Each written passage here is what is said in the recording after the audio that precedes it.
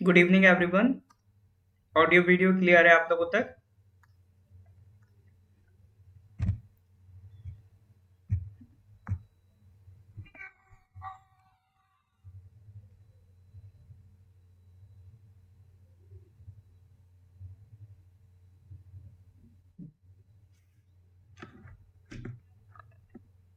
हाँ जी, क्लियर है। ठीक है सर।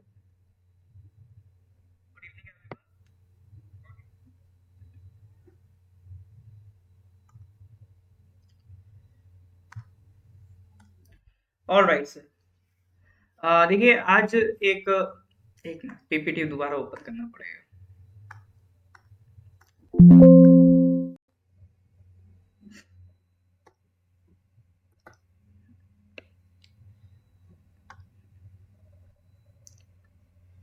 हाँ जी।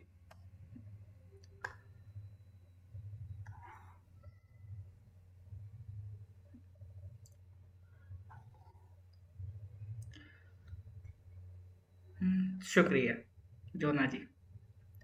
हाँ सर। तो देखिए आपका ये नया मैंने सीक्वेंस स्टार्ट किया है, नया सीरीज स्टार्ट किया है। प्रीवियस ईयर क्वेश्चन डिस्कशन करेंगे। जैसे एक सीरीज ऑलरेडी हम चला चुके हैं, एपीएसएसबी का जो पीवाईक्यू है उसके लिए ऑलरेडी पूरी एक सीक्वेंस चल चुकी है। उसमें आगे क्लासेस फर्दर एडिशन होता रहेगा। तो आप नॉर्थ ईस्ट पीएससी का यूट्यूब चैनल पे जा सकते हैं, नॉर्थ ईस्ट पीएससी के यूट्यूब चैनल पे। वहां पर आपको एपीएसएसबी जीके पीवाईक्यू की एक सेपरेट प्लेलिस्ट मिल जाएगी। ठीक है। एक सेपरेट प्लेलिस्ट भी बनवा दी है, उसमें एपीएसएसबी के जितने भी क्वेश्चन पूछे गए हैं कंटिन्यूस उनका डिस्कशन कराया गया है। उसके अलावा 10-10 क्वेश्चंस का एक डिस्कशन अलग अलग एग्जाम्स का जो रिसेंट में हुआ है वो भी करवाया गया है ना। और साथ ही साथ अभी रिसेंट में जो एग्जाम्स हुए हैं जैसे सीजीएल सीएसएल, उसका डिस्कशन एनालिसिस, कहाँ कहाँ से क्वेश्चन आए, कितने क्वेश्चन आए, वो भी मैं ऑलरेडी करवा चुका हूँ। ठीक है। तो ये सारी चीजें हम ऑलरेडी आपका करवा के आ चुके हैं। अब लेकिन एपीएसएसबी पीवाईक्यूज हम कर चुके हैं, लेकिन उसके अलावा अगर हम आगे बढ़े तो एपीएसएसबी में एक इंपॉर्टेंट सेक्शन है जहां से आपके एग्जाम में बहुत ज्यादा क्वेश्चंस आजकल पूछे जा रहे हैं, that is Arunachal GK. State specific GK पे क्वेश्चंस का वेटेज रिसेंट में देखा गया है बड़ा है। जैसे अभी आप रिसेंट सीएचएसएल वाला एग्जाम उठा लो, वो एलडीसी वाला, उसमें आपका 10 आउट ऑफ 50 क्वेश्चंस, ठीक है, 50 में से 10 क्वेश्चंस आपके टोटली किससे पूछ लिए गए? अरुणाचल जीके से। यानी सोच रहे आपके एग्जाम का 20% वेटेज सिर्फ अरुणाचल जीके से आ रहा है। तो इसलिए अरुणाचल जीके का हम अब से पीवाईक्यू डिस्कशन भी करेंगे। वैसे तो ये क्वेश्चन सीएचएसएल से स्टार्ट करेंगे, सीक्वेंस में करेंगे। जैसे जो सबसे लेटेस्ट एग्जाम हुआ है एपीएसएसबी का, दैट इज सीएचएसएल 2023। तो सीएचएसएल 2023 के क्वेश्चन से हम लोग डिस्कशन स्टार्ट करेंगे। अब इसके बियॉन्ड हमें आगे बढ़ते जाना है ना। आज जो 10 क्वेश्चन है वो सीएचएसएल 2023 के रहेंगे। और क्वेश्चन करने के साथ साथ हम एनालिसिस करेंगे कि उस टॉपिक से रिलेटेड और भी जो एक्स्ट्रा पॉइंट्स है जो आपसे एग्जाम में पूछे जा सकते हैं उनको भी हमें साथ साथ लेके चलना पड़ेगा, है ना। ऐसा नहीं है कि सिर्फ और सिर्फ आपका क्वेश्चन आंसर वो नहीं करना है। एक्चुअली ये चीज मैं इसलिए भी कर रहा हूँ क्योंकि अभी रिसेंट में बहुत ज्यादा मैंने कंफ्यूजन देखा है। जैसे दो कंफ्यूजन बहुत आते हैं, बहुत, हालांकि ये कैटेगोरिकली मैंने मेंशन किया है। जैसे नंबर ऑफ डिस्ट्रिक्ट्स, ठीक है, कोई बड़ी बड़ी कोचिंग की वेबसाइट्स बता देती है 26, जबकि it is not 26, it is 25 number of districts currently in Arunachal Pradesh, है ना। इसी तरह से आपको अरुणाचल प्रदेश का state animal, it is mithun sir, mithun. Hoolock गिविन कई लोगों को लग जाता आंसर, लेकिन ये नहीं है, ठीक है। करेक्ट आंसर आपका ये है, लेकिन हाँ बड़ी बड़ी कोचिंग वेबसाइट्स या गूगल पे भी आंसर गलत मिल जाते हैं। तो फिर गूगल से स्टूडेंट्स कंफ्यूज होते हैं, फिर वो एग्जाम में उनका कॉन्फिडेंस गिरता है। तो इस वजह से भी मैं पीवाईक्यू आपका स्टार्ट कर रहा हूँ ताकि अरुणाचल जीके पे आपका स्पेशल फोकस बनाया जा सके। हालांकि अरुणाचल जीके के ऑलरेडी मैं कई बार क्लासेस ले चुका हूँ। एक नॉर्थ ईस्ट पीएससी की यूट्यूब चैनल पे सेपरेट प्लेलिस्ट बन रखी है, अरुणाचल जीके की 3 क्लासेस मैंने ली हैं, उसमें सारा जीके कवर है। वो पीडीएफ आपको मैं प्रोवाइड कर दूंगा। उसमें अभी कुछ अपडेशन थे, अभी जैसे जीआई टैग 3 नए ऐड हुए तो वो मैंने आज अपडेट कर दिया है। और भी जो कुछ 2-4 चीजें एक्स्ट्रा अपडेट होंगी वो करके कल तक आपको मैं उसका पीडीएफ भी प्रोवाइड कर दूंगा। ठीक है। लेकिन ये पर्पस यही है कि आपको टू द फैक्ट जानकारी मिले, क्योंकि आजकल रैंडमली आपको बहुत सारे चैनल्स मिल जाएंगे, बहुत सारी वेबसाइट्स मिल जाएंगे, रैंडम को गूगल करके कुछ भी कंटेंट डाल रहे हैं। लेकिन जरूरी ये है कि कंटेंट आपको भले ही कम मिले लेकिन टू द पॉइंट और सटीक मिले। और मेरा तरीका कंटेंट बनाने का होता है कि जो भी आपका रिलायबल सोर्सेस है, लाइक गवर्नमेंट वेबसाइट्स, ठीक है, जैसे .nic.in, इस तरह की वेबसाइट्स पे आप रिलाई कर सकते हो, या .gov.in, इन वेबसाइट्स के डेटा पे आप भरोसा कर सकते हो क्योंकि ये सरकारी वेबसाइट्स के डेटा है। उसके अलावा कोई और थर्ड पार्टी वेबसाइट के डेटा पे 100% ट्रस्ट नहीं कर सकते। ठीक है, चलिए जी, तो ये कुछ बातें मेरे को आपसे डिस्कस करनी थी, तो स्टार्ट करते सर। मूवी सर लगी है, मूवी आप देखने जा सकते हैं। कौन सी? हाँ, अभी टाइगर 3 चल रही है, उसमें बिल्कुल दिमाग नहीं लगाना है ना, बहुत मजा आएगा। तो मूवी बिल्कुल देखा हो, अगर स्ट्रेस हो रहा हो तो देख लेना, वरना टाइम वेस्ट तो होगा। ठीक है, लेकिन फिर भी लग रहा है कि पढ़ाई नहीं हो रही, दिमाग ब्लॉक हो रहा है, तो देखा सर। ठीक है, मैं प्रमोट नहीं कर रहा हूँ। ठीक है, वालेकुम सलाम ताकिम जी। चलिए सर, तो स्टार्ट करते हैं ना फिर। करें सर स्टार्ट क्वेश्चन, एक मिनट। हाँ, क्वेश्चन नंबर 1 से स्टार्ट करते हैं सर। ठीक है, तो क्वेश्चन नंबर 1, ये देखो, अभी जो रिसेंट में CHSL का एग्जाम हुआ था उसमें ये क्वेश्चन पूछा गया था। बताइए sir, who among the following was the first male IAS officer from Arunachal Pradesh? Robin Hibu, Kuru Harang, Jomin तांग या PK थुंगोन? बताइए सर। ये लेक्चर नहीं है, ये लाइव डिस्कशन है। लेक्चर भी मान ही सकते हो वैसे तो, मतलब ये क्वेश्चन डिस्कशन की क्लास है। ठीक है, तो उस क्वेश्चन से रिलेटेड जो भी टॉपिक्स होंगे वो भी पढ़ते चलेंगे।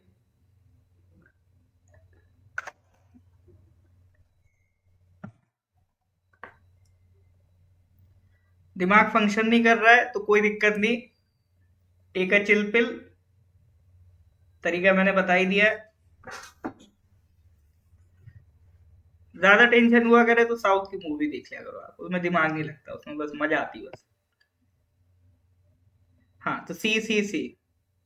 हाँ, ये सारा वीडियो यूट्यूब पे अपलोड होगा। ठीक है, ये सारा वीडियो जो भी होता जाएगा सब यूट्यूब पे अपलोड होता जाएगा। Who among the following was the first male IAS officer from Arunachal Pradesh? बिल्कुल सर।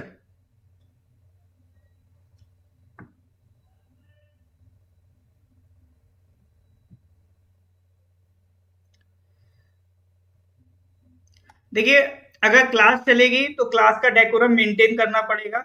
मैं पहले भी एक बार इस चीज को लेके बोल चुका हूं कि अगर क्लास चलेगी तो आपकी जो लैंग्वेज है, आपका जो बात करने का तरीका है, वो up to the decorum of the class होना चाहिए। ठीक है ना? नहीं रहेगा तो बैन ब्लॉक कर दिया जाएगा। अभी एक को मैंने इसीलिए कर दिया है, और उनको पिछली बार भी वार्निंग दी गई थी, उन्होंने नहीं समझा इस चीज को। ठीक है, तो यहाँ पर फिर अब ज्यादा बर्दाश्त नहीं किया जाएगा। चलो,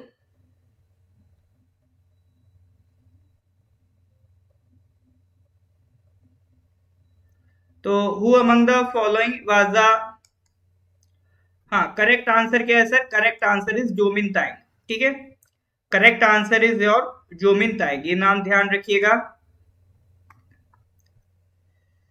जोमिन ताइंग आपका सिर्फ फर्स्ट IAS ऑफिसर नहीं थे सर, फर्स्ट लॉ ग्रेजुएट भी थे। वो जो पूरा आपका पहला अरुणाचल प्रदेश का नाम क्या था? नॉर्थ ईस्ट फ्रंटियर एजेंसी नाम था सर। ठीक है, तो पूरे नॉर्थ ईस्ट फ्रंटियर एजेंसी के वो फर्स्ट लॉ ग्रेजुएट थे अपने टाइम के। 1961 में सर उन्होंने LLB कंप्लीट की थी, और उसके बाद यूपीएससी का एग्जाम दिया, सिविल सर्विसेज, यूपीएससी का सिविल सर्विसेज एग्जाम क्वालिफाई करा ऑल इंडिया रैंक 51 के साथ, और बाद में वो अरुणाचल प्रदेश या पूरे नेफा के आपका फर्स्ट IAS ऑफिसर बन गए थे।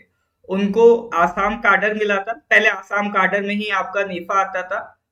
ठीक है, और वो रिटायर हुए थे as a chief secretary to the government of Meghalaya. ठीक है, मेघालय के as a chief secretary retire हुए थे वो इन द ईयर 2004। अब देखो,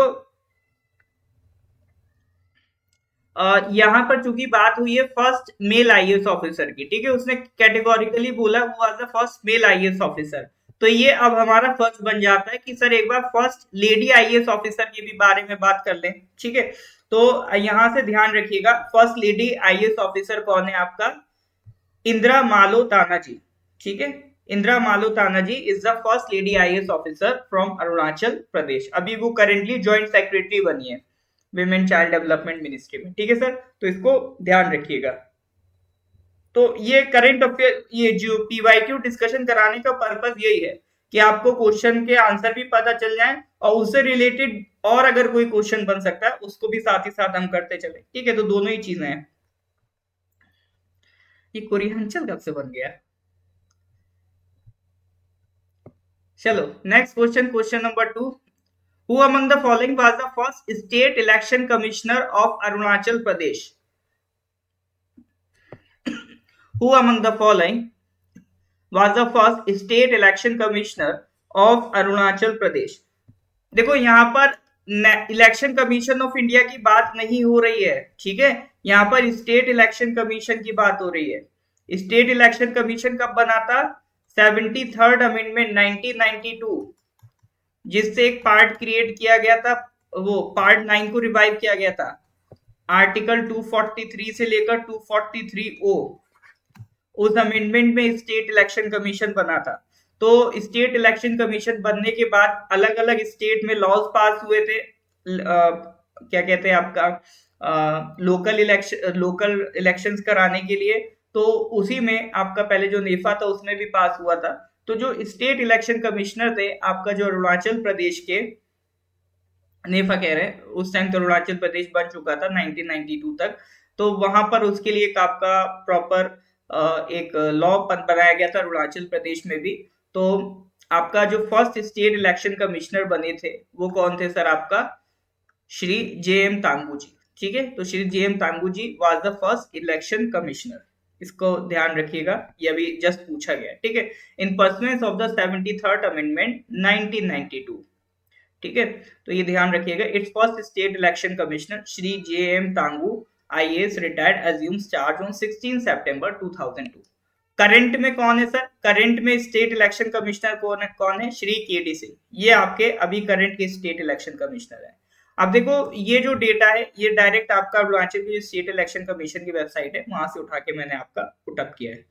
और इसमें एक चीज मेरे को ये बताओ, जो स्टेट इलेक्शन कमीशन है वो कॉन्स्टिट्यूशन के कौन से आर्टिकल में आता है?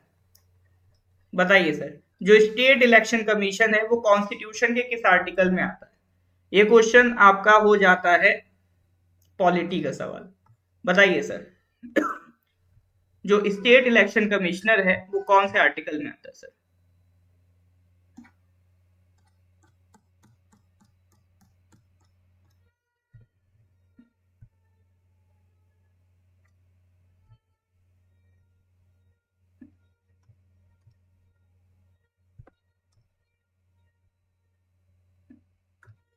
हाँ जी सर।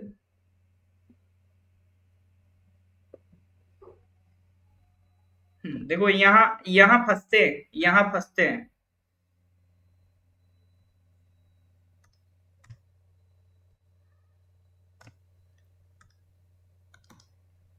जो इलेक्शन कमीशन ऑफ इंडिया है उसके आर्टिकल हैं 324 से 329।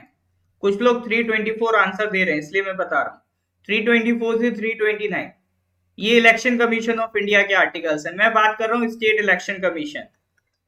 स्टेट इलेक्शन कमीशन ये मैंने अभी आपको बताया, जो 73rd अमेंडमेंट आया था, ठीक है, 1992 में 73rd अमेंडमेंट, उसमें पार्ट 9 क्रिएट हुआ था। पार्ट 9 में आर्टिकल पुट अप हुए थे 243 से 243 ओ के बीच। ठीक है, उसी में से एक आर्टिकल स्टेट इलेक्शन कमीशन का था एंड दैट आर्टिकल वाज 243 के। ठीक है, दैट आर्टिकल वाज 243 के। तो स्टेट इलेक्शन कमीशन के लिए सर कौन सा आर्टिकल है आपके पास? 243 के। इससे कंफ्यूज मत करना, ये इलेक्शन कमीशन ऑफ इंडिया 324 से 329 that is different, that is different. ये स्टेट इलेक्शन कमीशन की बात हो रही है। इलेक्शन कमीशन ऑफ इंडिया कौन से इलेक्शन कराता है सर?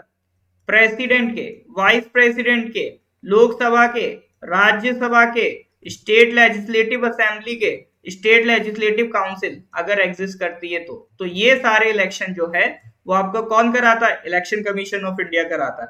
अभी एमपी में इलेक्शन है, छत्तीसगढ़ में इलेक्शन है, मिजोरम में इलेक्शन है, राजस्थान में इलेक्शन है तो यहाँ इलेक्शन कौन करवाएगा? Election commission of India. लेकिन जब लोकल इलेक्शंस होते हैं पंचायत के, म्यूनिसिपैलिटीज के, तो कौन कराता है?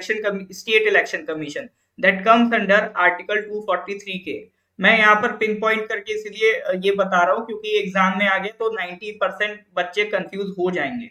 अगर उसने स्टेट इलेक्शन कमीशन पूछा आर्टिकल, तो ऑप्शन में 324 जरूर होने वाला है और आधी जनता वहां बह जाएगी। ठीक है, तो एग्जाम में बिल्कुल दिमाग खुला रखना है और खुले दिमाग से जाना है।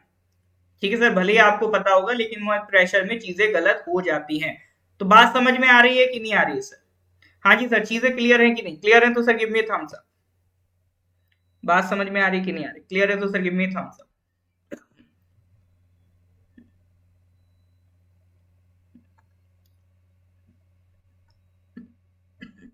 फिर नेक्स्ट क्वेश्चन पे आ जाते हैं sir, question number 3। Question number 3, dash is the thinly populated district in Arunachal Pradesh. Dash is the thinly populated district in Arunachal Pradesh. ये सारे क्वेश्चन सर CHSL 2023 में आए थे। ये अभी जो LDC का एग्जाम हुआ था सितंबर में, उसी के क्वेश्चन है सर ये सब। Dash is the thinly populated district in Arunachal Pradesh. Thinly का मतलब क्या होता है सर? हाँ रमाशंकर जी, कोई दिक्कत नहीं, अभी 2 सवाल किए हैं, ये तीसरा सवाल हम लोग कर रहे हैं। थिनली का मतलब क्या है सर? थिनली से क्या मतलब है? देखो 2 वर्ड होते हैं, थिन और थिक। थिन और थिक 2 वर्ड होते हैं। थिक का मतलब होता है मोटा, थिन मतलब पतला। तो थिन से आइडिया ले सकते हो, यानी लीस्ट। थिन का मतलब हो गया यहाँ पर, थिनली पॉपुलेटेड का मतलब है लीस्ट पॉपुलेटेड। अगर थिक लिख देता तो यानी मोस्ट, यानी सबसे ज्यादा पॉपुलेशन वाली डिस्ट्रिक्ट बताओ। अगर थिक लिख देता तो मतलब वो मोस्टली पॉपुलेटेड पूछ रहा है। मतलब सर जीके में सिर्फ मतलब जीके नहीं आनी चाहिए, थोड़ी बहुत इंग्लिश भी आनी चाहिए, ठीक है ना? तो थिनली का मतलब है लीस्ट पॉपुलेटेड। इनमें सबसे कम पॉपुलेशन वाली डिस्ट्रिक्ट कौन सी है सर?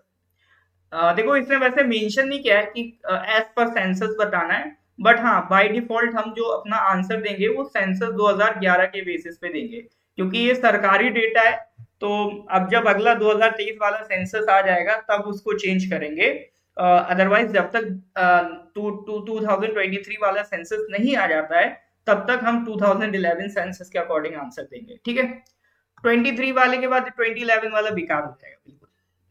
ठीक है, correct answer is Dibang valley. हाँ जी सर, देखो ये पूरा एक लिस्ट है, ये ऑलरेडी जो आपका अरुणाचल जीके है उसमें पीडीएफ में ये मैंने ऑलरेडी ये प्रोवाइड कर रखा था पूरा लिस्ट। ये सीक्वेंस वाइज है। सबसे ज्यादा पॉपुलेशन किस डिस्ट्रिक्ट की थी? पापुम पारे की। एज पर 2011 सेंसस अगर हम बात करें, सबसे ज्यादा पॉपुलेशन कौन सी डिस्ट्रिक्ट की थी? पापम पारे की। और सबसे कम पॉपुलेशन वाला डिस्ट्रिक्ट कौन सा था सर? दिबांग वैली। ठीक है, सबसे कम पॉपुलेशन वाला डिस्ट्रिक्ट था दिबांग वैली, सबसे ज्यादा पॉपुलेशन वाला था पापम पारे। अब देखो यहां पर बात हुई है पॉपुलेशन की, ठीक है, पॉपुलेशन की। लोअर दिबांग वैली की पॉपुलेशन थी सर 54,000 और दिबांग वैली की पॉपुलेशन थी 8,000। तो आप खुद कंपेयर कर लो किसकी ज्यादा है किसकी कम है। ठीक है, ये अभी इसमें आपको दिखाई नहीं दे रहा होगा, मैं लिख देता हूं। सबसे कम पॉपुलेशन दिबांग वैली की थी, दिबांग वैली की पॉपुलेशन थी 8,004। और सबसे ज्यादा पॉपुलेशन पापम पारे की, हाईएस्ट पॉपुलेशन कितनी थी पापम पारे की? 1,76,573। ठीक है, अब सर एक चीज होती है पॉपुलेशन और एक चीज होती है पॉपुलेशन डेंसिटी। अब दोनों में क्या डिफरेंस है? पॉपुलेशन और पॉपुलेशन डेंसिटी में क्या डिफरेंस है? देखो कुछ बुक्स में लिखा है इसीलिए मैं ये क्लास ले रहा हूं ताकि वो बुक्स का सारा क्लियरिटी मिल जाए। ये मैं जो डेटा दे रहा हूं ये ऑफिशियल डेटा है, ये सरकारी डेटा है सर। ठीक है, ये मैंने अपनी तरफ से ये नहीं बनाया, ये ऑफिशियल डेटा है, वहीं से कॉपी किया है, कट किया, कॉपी भी नहीं किया, कट किया पेस्ट किया है, इसीलिए ताकि अलग अलग जगह पे अलग अलग डेटा डाल देते हैं, वो फिर आप लोगों को कंफ्यूज होता है। आपको कंफ्यूज नहीं होना है, मैंने आपसे सिंपल कह दिया है, आपको रिलाई करना है गवर्नमेंट डेटा पे, जो सरकार बोलती है वो सच है। ठीक है, बाकी सब झूठ है। हाँ, पॉपुलेशन डेंसिटी का मतलब क्या होता है? Population divided by area. देखो इस बार पॉपुलेशन पूछ ली तो हो सकता है अगली बार पॉपुलेशन डेंसिटी पूछ ले, तो पॉपुलेशन डेंसिटी भी पूछ ली जाती है, तो उसके लिए भी तैयार रहना। पॉपुलेशन डेंसिटी कितनी हो, क्या किसको कहते हैं sir? Population per unit area को। पर यूनिट एरिया कितनी पॉपुलेशन? जैसे मान लो सर ये 100 किलोमीटर स्क्वायर का एरिया है, लेकिन यहां पर कितने लोग रहते हैं? 10 लोग रहते हैं। ये एरिया सर 10 किलोमीटर स्क्वायर का है, बट यहाँ पर लोग कितने रहते हैं? 100 रहते हैं। ठीक है, तो इसकी पॉपुलेशन डेंसिटी निकालोगे कितनी आएगी? 10/100 यानी कि 0.1। इसकी पॉपुलेशन डेंसिटी निकालोगे कितनी आएगी सर? 100/10 यानी कि 10। तो पॉपुलेशन डेंसिटी इसकी ज्यादा है। भले यहाँ की पॉपुलेशन ज्यादा है, लेकिन यहाँ की पॉपुलेशन डेंसिटी भी ज्यादा है। अब पॉपुलेशन डेंसिटी ज्यादा होने से क्या हो जाता है सर? अब जैसे मान लो यहाँ पर इतने बड़े एरिया में सिर्फ 10 लोग रह रहे हैं, और यहाँ इतने छोटे से एरिया में 100 लोग रह रहे हैं, तो ऑब्वियसली बात है कंजेस्टेड एरिया कौन सा होगा? ये वाला होगा सर। कम आबादी, कम एरिया में ज्यादा लोग रह रहे हैं, तो यहाँ पर क्या देखने को मिलेगा? कंजेशन देखने को मिलेगा। तो ज्यादा पॉपुलेशन डेंसिटी क्या शो करती है? ज्यादा कंजेस्टेड एरिया। ठीक है सर, तो इसको ध्यान रखिएगा।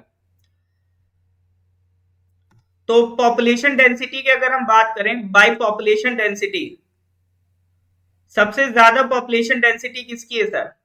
सेम है। सबसे अच्छी बात है, आपको अलग से याद नहीं रखनी है। पापम पारी की पॉपुलेशन सबसे ज्यादा है, तो पॉपुलेशन डेंसिटी भी सबसे ज्यादा है 51। ठीक है, तो पापम पारे की पॉपुलेशन डेंसिटी कितनी है सर? 51, that is highest. और सबसे कम पॉपुलेशन डेंसिटी किसकी है? दिबांग वैली की, 1। इससे कम किसी की नहीं। ठीक है सर, तो दिबांग वैली की पॉपुलेशन डेंसिटी है 1। तो हाईएस्ट पॉपुलेशन डेंसिटी और पॉपुलेशन ये दोनों चीजों को आपको कनेक्ट करके चलना है। और सब आपके केस में सबसे अच्छी बात यह है कि अलग अलग याद नहीं करना है। जिसकी पॉपुलेशन ज्यादा उसी की पॉपुलेशन डेंसिटी भी ज्यादा। बात समझ में आ रही है कि नहीं आ रही है सर? पॉपुलेशन पॉपुलेशन डेंसिटी ये क्लियर हो रहा है कि नहीं हो रहा है? हाँ जी सर, पॉपुलेशन डेंसिटी ये समझ में आ रहा है कि नहीं आ रहा है? क्लियर हो रहा है कि नहीं हो रहा है? क्लियर है तो गिव मी थम्स अप। कोई डाउट होने से पूछ सकते हैं सर आप। ठीक है, शर्माना नहीं है, कोई भी डाउट होने से बिंदास बेधड़क पूछ लेना है। बाकी पीडीएफ प्रोवाइड कर दूंगा मैं इसकी, तो उसमें ये सारा आपको कंटेंट मिल ही जाएगा, तो पीडीएफ के लिए टेंशन नहीं लेना है ना। पीडीएफ सर हम मतलब ऐसा नहीं है कि हम मतलब अपना शो केस में सजा के रखेंगे पीडीएफ। अगर पीडीएफ बना रहे हैं तो आप ही के लिए है सर, हम क्या करेंगे पीडीएफ का। 26 तारीख को आपको पेपर देने जाना है, हमें तो नहीं आना है। ठीक है, चलो सर नेक्स्ट क्वेश्चन पे आ जाते हैं। Question number 4, which among the following districts of Arunachal Pradesh has the highest literacy rate? ये भी देखो सेंसस से उठा लिया सवाल। इस बार CHSL 2023 में थोड़ा सा मस्त पेपर बनाया, मतलब जो टॉपिक उठा लिया दबा के क्वेश्चन पूछ डाले उस पे। फर्स्ट इन अरुणाचल 2 सवाल, जैसे एक first IAS male IAS officer, first state election commissioner, census 2 सवाल। ठीक है, मतलब पूरे पूरे टॉपिक उठा उठा के डबल डबल, एक नहीं सर, दो सवाल, दो सवाल। ठीक है, तो वो among the following districts has the highest literacy rate? पापम पारे, लोंगडिंग, दिबांग वैली, कुरुंग कामे। बताइए सर। पीपी, हाँ जी, लगा दो सर तुक्का, कोई दिक्कत नहीं है ना। जो गलती करनी यही कर लो, एग्जाम के लिए कुछ मत छोड़ो। बहुत बढ़िया सर, बहुत सही जवाब। करेक्ट आंसर इज पापम पारे। ये सर 2011 सेंसस के हिसाब से।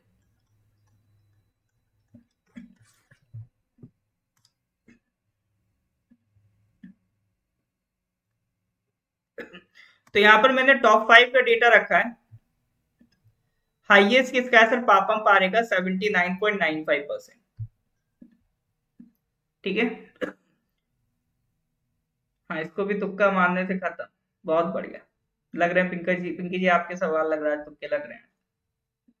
तो पापम पारे की याद रखिएगा सर, हाईएस्ट वो लिटरेसी रेट है 79.95%।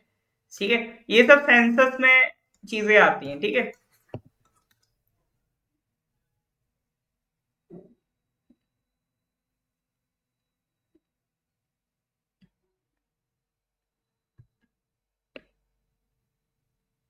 सेंसस के भी पीवाईक्यू दिलवा दूंगा मैं। सेंसस के भी पीवाईक्यू पड़े हैं मेरे पास, उसको रेडी करवा के एडिट करके के रिलीज कर दूंगा मैं। वैसे कहता तो बहुत कुछ हूँ, लेकिन अभी क्या हो रहा है, थोड़ा सा टाइम का कलेश हो रहा है। तो कोई नहीं, आज इस संडे तक सारी चीजें बराबर कर दूंगा। वैसे भी मैं चाह रहा हूँ इस संडे तक आप जितना भी कन्वेंशनल सिलेबस है ना, polity, economy, geography, history, general science, ये सब निपटा दो, ताकि नेक्स्ट वीक ऊपर ऊपर के टॉपिक्स पढ़ो। जो भी एक्स्ट्रा पोर्शन है नेक्स्ट वीक के लिए वो छोड़ दो, ठीक है? तो वो नेक्स्ट वीक से स्टार्ट हो जाएगा। नवंबर में देखो आने के चांसेस थोड़े से कम है। नवंबर के होता क्या है, वैसे मैं मान के चलता हूँ, जो मैंने देखा है 15 दिन पहले के नहीं पूछता है। जैसे अगर एग्जाम 26 का है तो वो 11 नवंबर के बाद के नहीं पूछेगा, 11 नवंबर से पहले के पूछेगा। तो तब तक का करंट अफेयर्स एक मैं छोटा सा बना के भेज दूंगा, ठीक है? 1 से 11 नवंबर तक का, या कह लो first week of November. First week of November का करंट अफेयर्स अपन आपको बना के भेज देंगे, उतना ही करना, उससे ज्यादा, ठीक है? चांसेस कम है, आ जाता है, एक आध बार आया है, एलडीसी में एक बार पूछा है, 15 दिन पहले का पूछा है ना। सेंसस एक्चुअली हर 10 साल में होता है। सेंसस 2011 में हुआ था, अगला सेंसस होना था 2021 में, लेकिन 2021 में काफी बवाल हो गए थे। आपने देखा होगा, सीएए, एनआरसी, इन सब चक्रों में सेंसस हो नहीं पाया था, क्योंकि एनआरसी सेंसस के साथ ही हो जाना था। अभी क्या हो रहा है, फिर पेंडेमिक आ गया, तो अभी 2023 आ गया सर। अब सरकार ने शुरू करवा दिया है, एक आध साल में सेंसस की रिपोर्ट आ जाएगी। वैसे तो हो जाना चाहिए था अभी तक, बट इट गॉट डिलेड। चलिए नेक्स्ट क्वेश्चन पे आते हैं, question number 5। In 1974 the capital of Arunachal Pradesh was shifted from dash to Itanagar.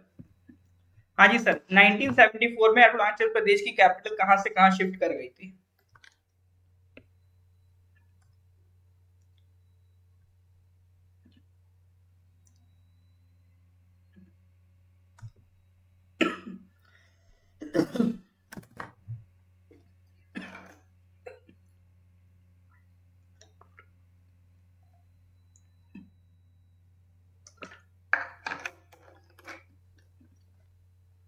हाँ जी, वैसे तो अभी ज्यादातर लोगों को पता हो गया, बट पहले नहीं पता था। 1974 से कैपिटल थी शिलोंग, ठीक है? देखो, पहले एक फ्रंटियर ट्रैक्ट नाम था, तो 1954 में एक अलग से एक एरिया निकला था, नॉर्थ ईस्ट फ्रंटियर एजेंसी। 1972 में ये north east frontier agency Arunachal Pradesh UT बनता है। अगर बेसिक हिस्ट्री की हम बात करें, ठीक है, क्योंकि अरुणाचल की हिस्ट्री तो सर वो अहोम किंगडम्स, ठीक है, वहां से कनेक्ट होती है, लेकिन वो सब हम डिस्कस करें तो it will take much time. Ahom kingdoms, Nishi tribes, इनके बीच क्या रिलेशन रहा, क्या चीजें फिर किस अकॉर्डिंग आगे बढ़ी, फिर ब्रिटिशर्स आ गए। तो वो सबसे आगे बढ़ते बढ़ते हम आते हैं सर 1954, जब आपका संविधान बन चुका है। तो नॉर्थ ईस्ट फ्रंटियर एजेंसी तब बन चुका था, और 1972 में आपका अरुणाचल प्रदेश यूटी बना था। और फिर 1974 में जब यूटी बन गया, तो ये हुआ सर, एक कैपिटल चाहिए एडमिनिस्ट्रेशन के लिए। तो पहले जो शिलोंग हुआ करता था, क्योंकि ये पूरा मेघालय वगैरह ये सब नॉर्थ ईस्ट फ्रंटियर एजेंसी का हिस्सा हुआ करते थे, तो इसमें से पहले तो मेघालय की जो कैपिटल थी शिलोंग, वहां पर इसका हेडक्वार्टर रखा गया था शुरू में। फिर बाद में 1974 में जब ये आपका ये यूटी बन गया है 1972 में, तो 1974 में capital was shifted to Itanagar. Even Itanagar में भी जो नाहरलगुन वाले एरिया है, पहले कैपिटल वहां रखी गई थी, फिर बाद में कैपिटल प्रॉपरली जो आज आप देखते हो ईटानगर, वहां शिफ्ट कर दी गई थी अगले 4-5 साल में, ठीक है? और 1987 में स्टेटहुड मिला था। यानी शुरू से अगर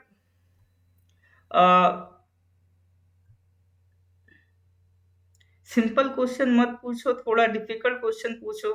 ये चीज ना, आप एक काम करना, एपीएसएसबी की ऑफिशियल वेबसाइट है, उस पे जाके ईमेल कर देना, ठीक है? मैं तो वही करा रहा हूँ ना, एपीएसएसबी का पीवाईक्यू। मैं क्या करूँ, उन्होंने पूछा है तो, ठीक है? थोड़ा सा टफ करने के लिए हिस्ट्री बता देता हूँ मैं। ये जुम्मी, आपने बहुत बढ़िया बात बताई। जब क्लास शुरू हुई थी, मैं कहा हूँ, ये लिखा है सर, ये क्यों लिखा हूँ, इसीलिए तो लिखा हूँ, ये तो बताना चाह रहा हूँ। ये सीएचएसएल 2023 में एग्जाम में आया है क्वेश्चन, ठीक है? देखो कमला पसंद, टेंशन मत लो। जितने भी आप लोग क्या कहते हैं प्रिपरेशन कर रहे हो, कुछ होते हैं जो ज्यादा पढ़ते हैं, कुछ होते हैं जो कम पढ़े होते हैं, लेकिन कंपटीशन ये सब कुछ नहीं देखता है। कंपटीशन देखता है आपका हार्ड वर्क, ठीक है। एग्जाम देते देते जो बहुत पढ़े लिखे लोग होते हैं वो भी बाहर हो जाते हैं ना। तो इस चीज का ध्यान रखिएगा, मेहनत करते रहिए और अपने एफर्ट्स पे बस ट्रस्ट करिए, ठीक है। ये मत देखिए किसको कितना आता है, बस अपना देखिए, ठीक है। बस अपना देखिए, किसी और का मत देखिए। आपकी तैयारी कैसी है बस उसको फोकस करिए। कंपटीशन में सबसे बड़ी गलती ये होती है हम दूसरे को देखने लगते हैं, ठीक है। पता चला वो भी डूबने की तैयारी कर रहा था, उसके चक्कर में हम भी डूब गए, है ना। तो अपना खुद का स्ट्रेटेजी बनाइए, अपने खुद के ऊपर कॉन्फिडेंस रखिए। चलो, तो देखते हैं सर। शुरू में देखो कि जब आजादी से पहले अरुणाचल प्रदेश किसके अंडर आता था, जो आसाम आपका प्रोविंस होता था, ठीक है। Assam was a province before the independence. Government of India act 1935 के बाद आप देखोगे 1947 आजादी से पहले एक आसाम नाम का प्रोविंस था, ठीक है। तो जो अरुणाचल वाला आज का एरिया है वो उसी के गवर्नर के अंडर आता था, यानी आसाम गवर्नमेंट के अंदर आपका अरुणाचल आता था। फिर जब संविधान बन गया तो गवर्नमेंट ऑफ आसाम से कहा अब आप फ्री हो जाओ अपनी ड्यूटी से, और आसाम से कुछ एरिया अलग करके एक अलग एरिया बना दिया, नॉर्थ ईस्ट फ्रंटियर ट्रैक्ट, ठीक है। नॉर्थ ईस्ट फ्रंटियर ट्रैक्ट्स बना दिए गए। इन्हीं को बाद में हमने कहा नॉर्थ ईस्ट फ्रंटियर एजेंसी, नेफा। और जो नेफा की रिस्पॉन्सिबिलिटी थी वो किसको दे दी गई सर, आसाम के गवर्नर को दे दी गई, ठीक है। जो नॉर्थ ईस्ट फ्रंटियर एजेंसी थी और उसकी रिस्पॉन्सिबिलिटी किसको दे दी गई, आसाम के गवर्नर को दे दी गई, ठीक है। अब देखो आप लोग अब इस पे फोकस करो, ठीक है, जो मैं समझा रहा हूं। अब जो कोई कमेंट कर गया जो मेरे को कहना था वो मैंने कह दिया, उसमें आप इन्वॉल्व ना हो, आप बराए मेहरबानी इस पे ध्यान दें, ठीक है। क्योंकि आपका जो इंपॉर्टेंट है वही टॉपिक इंपॉर्टेंट है, ठीक है। इससे अगर एक भी क्वेश्चन बन गया और एग्जाम में नहीं कर पाए तो बहुत पछतावा होगा, ठीक है। तो ध्यान से सुनो सर। तो गवर्नमेंट ऑफ आसाम से कहा अब आप आराम करो, नेफा बना दिया। तो नेफा किसके अंडर में आता था, आसाम के गवर्नर के अंदर। फिर 1971 में कानून बनाया गया north east areas reorganisation act, ठीक है। उसी से नॉर्थ ईस्ट फ्रंटियर ट्रैक्ट को क्या बना दिया गया, नेफा बना दिया गया। फिर आगे चल के नेफा को भी रीनेम कर दिया गया और उसको एक यूटी बना दिया गया with the name Arunachal Pradesh, ठीक है। 1972 में Arunachal Pradesh was formed as a UT. तो ये डेट याद रखना, ईयर याद रखना, 1972 it was formed as a union territory, ठीक है। फिर ये जो यूनियन टेरिटरी थी इसका एक चीफ कमिश्नर होता था, उसके अंडर में आती थी। देखो जो यूटीज बनती है ना उनका जो हेड होता है या तो उसको कमिश्नर कहते हैं या एडमिनिस्ट्रेटर कहते हैं या आपका एलजी कहते हैं, ठीक है। यहां पर क्या कहते थे, चीफ कमिश्नर कहते थे। फिर 1975 में एक और बड़ा इवेंट होता है। 1972 में आपका अरुणाचल प्रदेश क्या बन गया, यूटी बन गया। मेजर इवेंट्स बता रहा हूं क्या ध्यान रखने, 1972 अरुणाचल प्रदेश बिकेम यूटी। फिर उसके बाद 1975 इंपॉर्टेंट है, क्या लिखा है, was a watershed year for Arunachal Pradesh. क्यों, क्योंकि वहां की जो काउंसिल थी वो बन गई प्रोविंशियल लेजिस्लेटिव असेंबली सर। यानी अरुणाचल की जो असेंबली है, लेजिस्लेटिव असेंबली है, वो कब बनी सर, 1975 में बनी। And a council of ministers was appointed for Arunachal Pradesh. तो 3 साल आपका अरुणाचल प्रदेश में इंपॉर्टेंट है। 1972 जब वो यूटी बना, 1975 जब वहां पर लेजिस्लेटिव असेंबली बनी, और 1987 जब Arunachal Pradesh became complete state, ठीक है। 20 फरवरी 1987 में आफ्टर द 55th अमेंडमेंट 1986 में ये अमेंडमेंट हुआ था। एंड 20 फरवरी 1986 को Arunachal Pradesh became completely full flagged state, ठीक है। तो देखो बहुत कुछ लिखा है, लेकिन उसमें भी कुल मिला के आपको जो 3 ईयर बहुत इंपॉर्टेंट है आपके लिए, आपके एग्जाम के लिए जरूर याद रखने हैं। 1972 यूटी बनता है, 75 लेजिस्लेटिव असेंबली बनती है, 87 आपका स्टेट बनता है। अब लेजिस्लेटिव असेंबली में कौन कौन से मेंबर्स आते हैं और साथ ही साथ क्या कहते हैं आपका कौन फर्स्ट लोकसभा मेंबर बना, कैसे क्या हुआ, वो चीजें भी हम लोग आगे धीरे धीरे डिस्कस करते रहेंगे। अब एक ही क्वेश्चन में बहुत ज्यादा चीजें पढ़ने लगेंगे तो आपको ही कंफ्यूजन होने लगेगा। ठीक है सर, तो अभी 3 चीजें याद रखो, धीरे धीरे पूरा बेस आपका ऐसे ही बन जाएगा, मैं ऐसे ही धीरे धीरे पूरा बेस आपका बना दूंगा। ठीक है, कोई भी डाउट नहीं छोड़ूंगा, बस ये क्लासेस कंटिन्यू करते रहना। 72, 75, 87 ये 3 ईयर याद रखना। ठीक है सर, बात समझ में आ रही है? तांजीरो जी देखो, मैं क्या हूँ, मैं यहाँ पर आपका मेंटर हूँ। ठीक है, तो मेरी रिस्पॉन्सिबिलिटी है आपके हर तरह के कमेंट्स को टैकल करना, लेकिन मेरे आपसे रिक्वेस्ट रहता है कि आप लोग उसमें इन्वॉल्व ना रहा करें, आप अपनी पढ़ाई पे ध्यान दिया करें। मैं ऐसा नहीं कह रहा हूँ कोई अच्छा कमेंट कर रहा है या कोई बुरा कमेंट कर रहा है, वो मैं बताऊंगा ये अच्छा है कि बुरा है, ये मोरालिटी के खिलाफ, मतलब क्लास के डेकोरम के खिलाफ है कि नहीं है। लेकिन हाँ, जैसे कुछ स्टूडेंट्स का जेन्युइन डाउट होता है ना, कि सर इजी है, टफ है, तो उन्हें अपना पॉइंट आप रखने दो, मैं उनको भी गलत नहीं बोलूंगा, उन्होंने अपनी बात रखी। ठीक है, तो डेमोक्रेसी है सर, आपको अपनी बात रखने का अधिकार है, उनको भी अधिकार है, उन्होंने अपनी बात रखी, मैंने अपनी बात रखी। ठीक है, और यही सर तरीका, इसी तरह से चीजें काम करती है, इसी तरह से सर डेमोक्रेसी काम करती है ना। तो अगर एक इस ऐसे छोटे छोटे कमेंट के लिए आप लोग किसी के पीछे पड़ जाओगे ना, तो फिर कोई पूछ नहीं पाएगा सवाल। ऑलरेडी सर अरुणाचल में सबसे बड़ी दिक्कत हमारे साथ यही है, शर्माते बहुत है हमारे स्टूडेंट्स। ऑफलाइन क्लास में तो सर बहुत ज्यादा है, ऑनलाइन में तो चलो फिर भी थोड़ा सा चेहरा छुपा होता है, तो चलो लाओ ऐसे छुपके से पूछ लेते हैं, कौन देख रहा है। ऑफलाइन में तो कोई सवाल ही नहीं पूछता है, भले समझ में कम आ रहा है, लेकिन फिर भी ऑफलाइन में क्वेश्चंस नहीं पूछते हैं, एक हेजिटेशन बहुत है। हम वो हेजिटेशन निकालना चाहते हैं ताकि आप एक इंडिपेंडेंट फ्रीली होकर सवाल पूछ सके, क्योंकि जितना आप बेटर अपने डाउट क्लियर करेंगे, उतना ही बेटर आपको चीजें और अच्छे से समझ में आएंगी। ठीक है, तो कोई अगर क्वेश्चन पूछ रहा है कुछ, तो उसको आप लोग डीमोरलाइज ना करें, वो मेरी रिस्पॉन्सिबिलिटी, मैं देखूंगा उनका कमेंट कैसा है। ठीक है, तो अब वो मेरे पे छोड़ रहे हैं। अरुणाचल प्रदेश में 25 है, 25 है। ठीक है, साइंस में देखो, मैं पेपर नहीं बनाता हूँ कि इतने नंबर का आता है, जनरली अगर आप देखोगे तो बायो से 2 क्वेश्चन आ जाते हैं, फिजिक्स या केमिस्ट्री से एक आध हो जाता है, मतलब 3 से 4 क्वेश्चन जनरल साइंस से देखने को मिल जाते हैं यूपीएसएसबी में। ठीक है, चलो सर, तो यहां तक समझ में आ रहा है सर? इज दैट क्लियर और नॉट? यहां तक चीजें क्लियर है कि नहीं? क्लियर है तो गिव मी थम्स अप।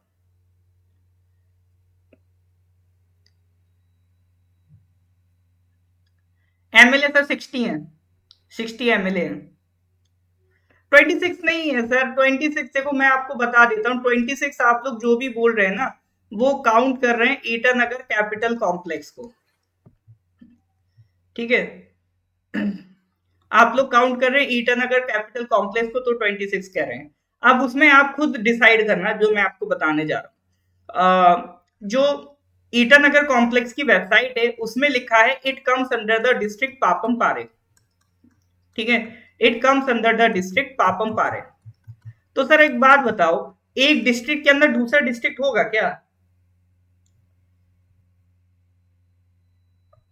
तो पापम पारे डिस्ट्रिक्ट के अंदर उसमें लिखा है, आ रहा है। और दूसरी चीज ये, मैंने जब ट्रेस पिक किया, तो ईस्ट मोजो की वेबसाइट का आर्टिकल था कि पाके किसान बिकेम द 25th डिस्ट्रिक्ट। ये तो सर आपको पता है कि 2018 में 3 डिस्ट्रिक्ट बने थे, एक लेपराडा बना था, ठीक है, एक शियोमी बना था, और एक आपका पाके किसान। ये 3 डिस्ट्रिक्ट आपका 2018 में बने थे, ये लास्ट 3 डिस्ट्रिक्ट हैं जो आपके बने थे, सबसे लेटेस्ट यही है सर। ठीक है, तो लेपराडा, शियोमी और पाके किसान, और इसमें भी जो सबसे लेटेस्ट है, वैसे तो थोड़ा ही थोड़ा टाइम का डिफरेंस है, बट इसमें भी जो सबसे लेटेस्ट है वो दैट वाज पाके किसान। ठीक है, दैट वाज पाके किसान जो सबसे लेटेस्ट है। और वहां की वेबसाइट में क्लियरली लिखा है कि पाके किसान is the 25th district, 25th। ठीक है, इसका मतलब 25 ही है ना सर। तो मैं अपना लॉजिक आपको समझा दिया हूं, उसके अलावा आपको जो मानना है आप अपने अकॉर्डिंगली आजाद है मानने को। ग्रीन प्लैनेट यूरेनस को कह देते हैं, अर्थ को भी कह देते हैं, बट ज्योग्राफी में जब हम लोग सोलर सिस्टम पढ़ते हैं तो उसमें मेजरली यूरेनस को कहते हैं। अरुणाचल प्रदेश का फर्स्ट टीचर कौन था? देखो जीके में अगर बात करो तो मुझे लग रहा है मैं ही हूँ। ठीक है, यंगेस्ट डिस्ट्रिक्ट पाके केसांग है। ठीक है, करंट अफेयर से 20% क्वेश्चन एक्सपेक्टेड है, 15 to 20%। ठीक है, क्वेश्चन नंबर 6 पे आ जाते हैं सर। ठीक है, यहां तक चीजें क्लियर है तो give me thumbs up. Arunachal में देखो, ये जो आप लोगों के बहुत सारे सवाल है ना, तो इसके लिए हमारे पास मेरा पीडीएफ ले लेना आप, ठीक है, अरुणाचल जीके का। ठीक है, मैं जो हमारा फ्री ग्रुप है उसमें पीडीएफ फॉरवर्ड कर दूंगा अरुणाचल जीके का। तो हाईएस्ट माउंटेन कहाँ पे है, कौन कौन से आपके वहां पर लेक्स है, वो सारी जानकारी उस पीडीएफ में मिल जाएगी। ठीक है, उसके लिए अगर वो फ्री ग्रुप ज्वाइन करना हो तो मेरे को व्हाट्सएप कर देना 9990784642। ठीक है, आपको फ्री ग्रुप में ऐड कर देंगे, तो वहां से आपको जो अरुणाचल जीके की पीडीएफ है वो मिल जाएगी, उसमें ये सारी चीजें आपका कवर्ड है। ठीक है,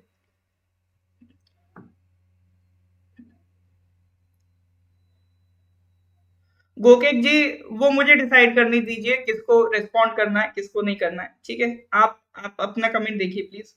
आप लोग इस पे फोकस करिए ना, आप लोग इस पे देखिए, वो मैं देख लूंगा।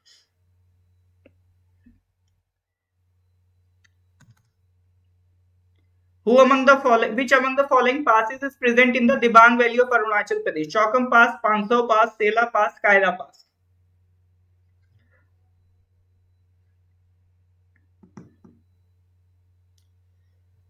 चलो मैं एक एक पास का डिटेल बता देता हूं आपका। वैसे करेक्ट आंसर की बात करूं तो दिबांग वैली में आपको मिलेगा, एक मिनट,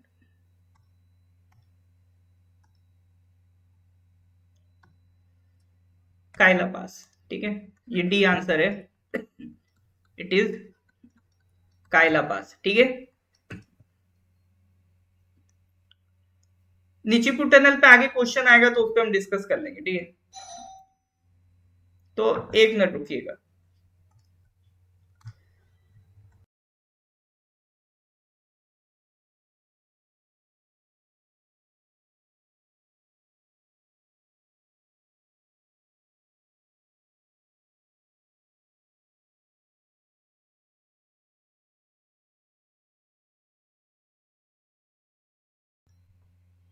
हाँ, तो देखो इधर जो 500 पास है आपका, ठीक है, 500 पास ये आपका इंडो म्यांमार बॉर्डर पे दिखता है।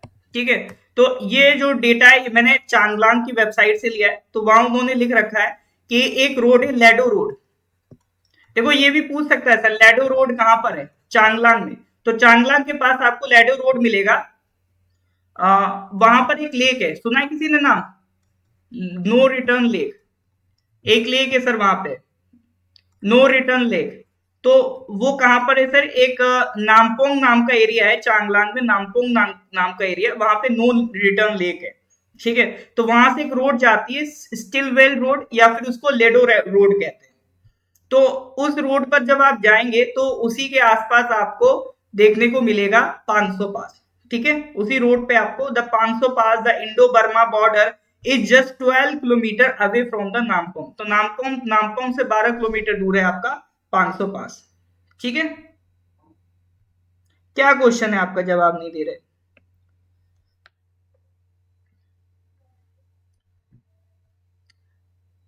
फिर उसके अलावा दूसरा है चौकम पास। चौकम पास भी आपको चांगलांग वाले एरिया में आसपास दिख जाएगा। ठीक है, चौकम पास भी चांगलांग के आसपास आपको देखने को मिल जाएगा। तीसरा है सर आपका सेला पास। सेला जो है सर ये तवांग वेस्ट कामेंग के बॉर्डर पे दिख जाएगा। सेला जो है तवांग और वेस्ट कामेंग के बॉर्डर पे आने से दिख जाएगा। अब 25 और 26 आने से क्या करेगा, 25 लगा देना आप। ठीक है, मैं तो 25 ही बता रहा हूँ ना, इतनी देर से यही तो समझाने की कोशिश कर रहा हूँ। उसके अलावा जो आपका कायला पास है, तो कायला पास किधर देखने को मिलता है, देखो एक आथू पोपो एक जगह है। ठीक है, ये प्लेसेस मैं इसलिए और मेंशन कर रहा हूं क्योंकि हो सकता है अगले एग्जाम में ये सब पूछ ले। तो ये जो प्रीवियस ईयर क्वेश्चन दिख रहे हैं इसमें सिर्फ ऐसा नहीं है कि जो आ चुका है वही हम डिस्कस कर रहे हैं, जो आ सकता है उसकी भी बात चली रही है इनडायरेक्टली। ठीक है, तो Athu Popo, Athupupu the most secured place for the Idu Mishmi tribe की सिक्योर्ड प्लेस है। ये आपके कहां पर सिचुएटेड है, एट कायला पास पे ही सिचुएटेड है। ठीक है, और ये आपका करीब करीब 3,500 मीटर, ठीक है, अबव सी लेवल, और ये 120 किलोमीटर दूर है अबव फ्रॉम मालिने। मालिनी से 120 किलोमीटर दूर है, और Malinye is a village of Dibang valley. ठीक है, Malinye is the village of Dibang valley, तो वहां से 120 किलोमीटर दूर है आथू पोपू, ये आपका कायले पास पर ही लोकेटेड है। तो यहाँ पर बात थी सिर्फ कायले पास की, लेकिन वहां पर जो सिक्योर्ड प्लेस लोकेटेड है Athu Popu, that is very important for Idu Mishmi tribe, हमने उसको भी पढ़ लिया, ठीक है।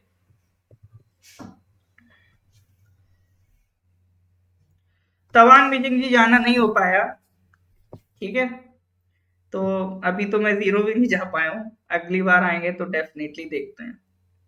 एक्चुअली मेरे साथ थोड़ा ट्रैवलिंग का प्रॉब्लम रहता है, ज्यादा ट्रैवल नहीं होता है। बात समझ में आ रही है सर? तो कुल मिला के अगर हम बात करें चौकम पास और 500 पास, ये तो आपको चांगलांग वाले एरिया में देखने को मिल जाते हैं।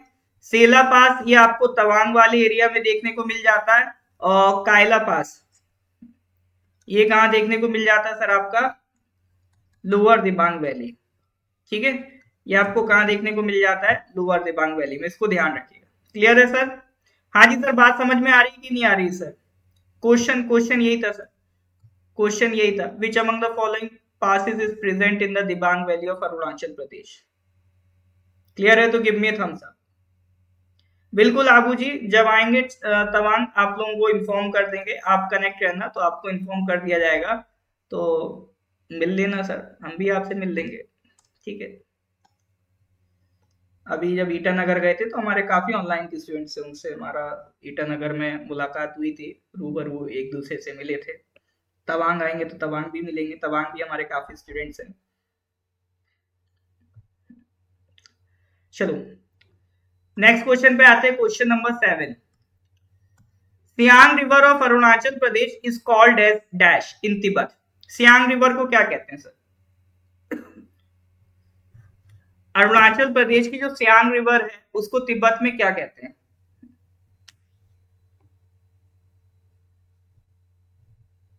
मैराथन रेस में हार जाऊंगा मेरे से दौड़ा नहीं आता, पहाड़ों में दौड़ नहीं।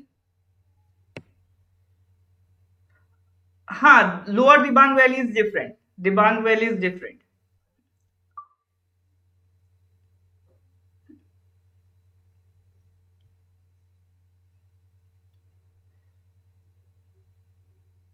अरे सब जगह आएंगे, टेंशन मत लो, इसका आंसर दो आप लोग, ठीक है। Siang river of Arunachal Pradesh is called as, Dapo भी आएंगे, दापो में भी बहुत हैं अपने स्टूडेंट, काफी हो गए हैं।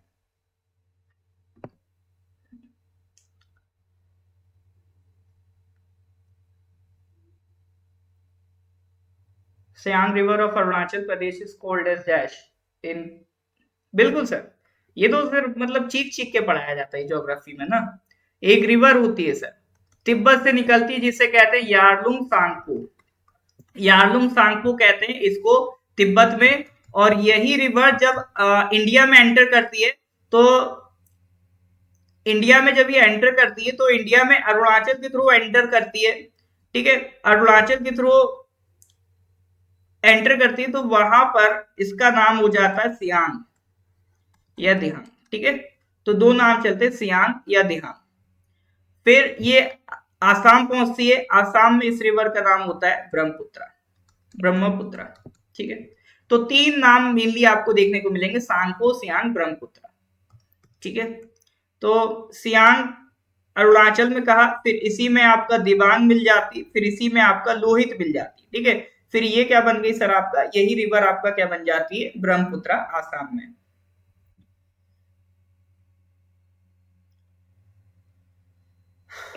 बात क्लियर है sir?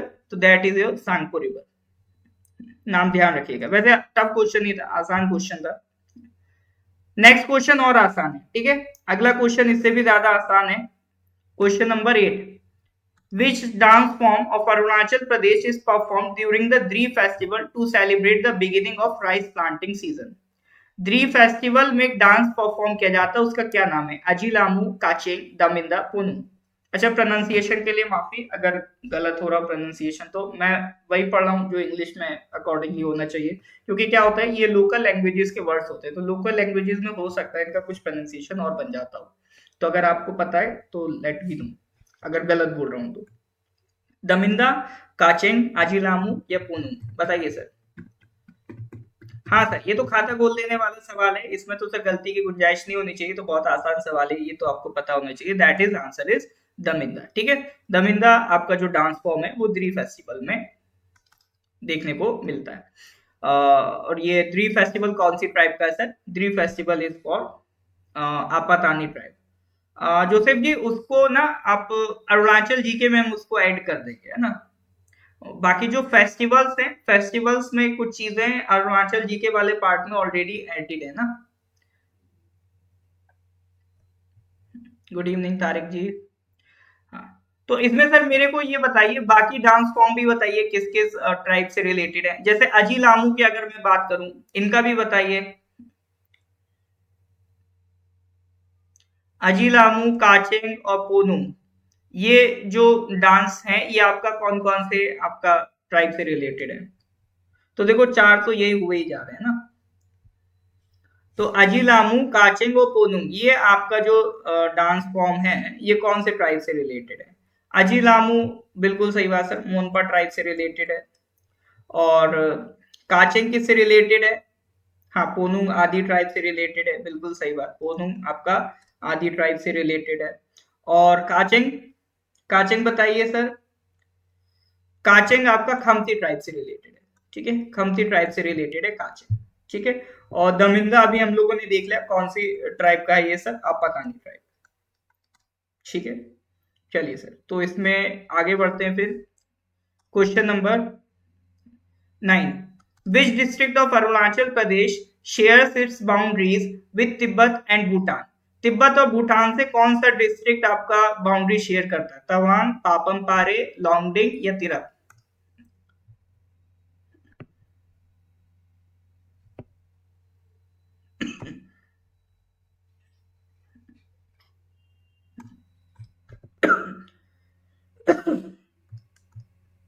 Sorry, which district of Arunachal Pradesh shares it's boundaries with Tibet and Bhutan? Bhutan और तिब्बत के साथ, बिल्कुल सर, ये भी खाता बोल देने वाला सवाल है। करेक्ट आंसर इज तवांग, ठीक है। किससे शेयर करता है? तवांग से। तो ये आप लोकेशन में भी देख सकते हो, ये आपका तवांग है, ठीक है। तो ये इधर भूटान है, इधर तिब्बत है, ठीक है। तो ये दोनों से बाउंड्री शेयर कर रहा है। ईस्ट कामिंग आपका भूटान से कर रहा है लेकिन तिब्बत से नहीं कर रहा है। तो एक बार मैप को भी अच्छे से देख के जाइएगा। जब सब इंस्पेक्टर का एग्जाम हुआ था तो हमने मॉक इंटरव्यूज कराए थे, तो मॉक इंटरव्यू में मैंने बार बार एक क्वेश्चन पूछा था, बहुत लोग उसमें भटक गए थे। जैसे ही मैं पूछता था ना ईस्टर्न मोस्ट डिस्ट्रिक्ट बताओ, वो तो रट गया सर, अंजो है ईस्टर्न मोस्ट डिस्ट्रिक्ट, ठीक है। लेकिन जैसे ही मैं पूछता था बताइए जरा वेस्टर्न मोस्ट, कई लोग कंफ्यूज हो जाते थे, ठीक है। तो वेस्टर्न मोस्ट में कंफ्यूज नहीं होना है, दैट इज तवांग। क्वेश्चन घुमा के पूछ सकता है, अगर ईस्टर्न मोस्ट अंजो है तो वेस्टर्न मोस्ट कौन सा है सर? तवांग है, ठीक है। और सबसे सदर्न में लोंगडिंग है, और नदर्न में आई थिंक हाँ ये दिबांग वैली पड़ेगा, इसमें कंपेयर करोगे तो इट इज दिबांग वैली, ठीक है। तो एक बार मैप की लोकेशन भी क्लियर रखना कि जैसे तिब्बत से बॉर्डर किस किस का शेयर हो रहा है, इधर ये ईस्ट कामेंग, कुरुंग कामेंग, क्रादादी, अपर सुबनसिरी। वैसे ये जो ज्यादा हो जाता है वो कम पूछता है, इसका ध्यान रखना। भूटान से कौन कौन शेयर कर रहा है? तवांग एंड वेस्ट कामेंग, ठीक है सर। चलिए, तो एटलीस्ट आपको अरुणाचल के डिस्ट्रिक्ट्स की लोकेशन क्लियर होनी चाहिए कि अगर मैं पूछूं क्रादादी तो पता होना चाहिए ये यहाँ पर है, अगर मैं पूछूं ईस्ट सियांग तो पता होना चाहिए सर ये यहाँ पर है, ठीक है, ठीक है। तो ये पार्ट आपको अपने अकॉर्डिंगली प्रैक्टिस करते जाना है, ठीक है। नेक्स्ट क्वेश्चन पे आते हैं, question number 10, dash is the biggest sanctuary of Arunachal Pradesh in terms of area? Dibang, Kamlang, Kane और मेहाउ, इनमें से कौन सी sanctuary is the biggest sanctuary? Kibitu is a village in Anjo. हाँ, तो देखो बिगेस्ट सेंचुरी, ये जो मेरा अरुणाचल जीके का पीडीएफ था इसमें ये ऑलरेडी पहले से मौजूद था, ठीक है। ये जो स्लाइड है ये मैंने अपना अरुणाचल जीके से ही पूरा उठा लिया है। तो यहाँ पर मैंने ऑलरेडी ये मेंशन करवा रखा था कि ये क्वेश्चन पूछ सकता है, और इस बार उसने पूछ भी लिया। 2 साल पहले ये मैंने डाला था कि पूछ सकता है, और 2 साल बाद पूछ लिया गया, ठीक है। हाँ, तो biggest wildlife sanctuary is Dibang, biggest wildlife sanctuary is Dibang. Smallest कौन सी है sir? Kane, smallest is Kane, biggest is Dibang. Total 3 tiger reserve है, 2 नेशनल पार्क है, 1 बायोस्फीयर रिजर्व है, ठीक है। अभी तक 2 जीआई टैग होते थे, अरुणाचल वाकरो, इदुमिश्मी। अभी ये इस साल अक्टूबर 2023 में 3 आपका और ऐड हुए, याक चुरपी और खामती राइस और तांगस्ता टेक्सटाइल। तो टोटल अभी 5 जीआई टैग हो गए अरुणाचल प्रदेश में। ठीक है, नंबर्स मुझे याद नहीं है, लेकिन वो सारी जितनी भी सेंचुरीज है सब अरुणाचल जीके वाली जो मेरी पीडीएफ है उसमें मिल जाएगी। ठीक है, ये केन वगैरह ये सारी जो लोकेशंस आप लोग पूछ रहे हो ना, ये जितने भी आप लोगों के रैंडम क्वेश्चंस है ये सब आप अरुणाचल जीके में आपको मिल जाएंगे। ठीक है, ये सारा अरुणाचल जीके का पीडीएफ है, उसमें आपको देखने को मिल जाएंगे। अगर अगर हमारे फ्री ग्रुप में ऐड है तो मैं आपको पीडीएफ फ्री ग्रुप में भेज दूंगा। अगर नहीं ऐड है तो मेरे को व्हाट्सएप कर दीजिए 9990784642। तो अपन आपको फ्री ग्रुप में ऐड कर देंगे, तो वहां पर ये सारी पीडीएफ आपका शेयर कर दी जाती है। ठीक है, तो वहां सारी लोकेशन ये सब आपको मिल जाएगा उस पीडीएफ में। ठीक है, हाँ पीडीएफ आपको मैं व्हाट्सएप ग्रुप में ही सेंड कर दूंगा। वैसे तो मैं डिस्क्रिप्शन में लिंक अटैच कर देता हूँ, लेकिन वहां से किसी से डाउनलोड होती नहीं है, तो वो अल्टीमेटली मुझे भेजनी ही पड़ती, तो मैंने कहा ठीक है मैं ही भेज देता हूँ। ठीक है, हाँ मेरे को व्हाट्सएप कर देना, आई विल ऐड। थोड़ा वेट कर लेना, अभी थोड़ा मतलब क्या है ना, थोड़ा भूख भूख लगी, कुछ खाएंगे क्लास के बाद, उसके बाद मैं ऐड कर दूंगा रात भर में, और पीडीएफ आपको मिल जाएगा ना, उसका टेंशन नहीं लेना। एक बार आप हमारे साथ कनेक्ट हो गए ना, फिर टेंशन नहीं लेना है, वो सारा मटेरियल आपको मिलता रहेगा। ठीक है, अब वैसे ही ये संडे तक आपका बहुत सारा मटेरियल रेडी हो रहा है, वो दना बाढ़ आने वाली है मटेरियल की, है ना। तो जितना भी अपना इसलिए बेसिक पार्ट है उसको मजबूत कर लो, अब सिर्फ और सिर्फ प्रैक्टिस करनी चीजों की। चलिए सर, तो मिलते हैं फिर सर आप लोगों से अगली क्लास में। लेक्चर अच्छा लगा हो, कुछ सीख के जा रहे हो तो लाइक कर देंगे, अपने कलीग्स के साथ शेयर कर देंगे। ठीक है सर, फिर इसके आगे का जो कंटेंट है we will discuss in the next class. ठीक है सर, चलिए sir, goodbye and have nice day. आगे इसी तरह का क्लास अपन कंटिन्यू रखेंगे। आज जैसे हम लोगों ने सीएचएसएल में भी पूछे गए वो क्वेश्चन डिस्कस किए, अगली क्लास में सीजीएल वाले क्वेश्चंस ले लेंगे, और उससे पीछे के भी क्वेश्चंस अपन लोग करते करते चलेंगे। ठीक है सर, चलिए sir, goodbye, have a nice day.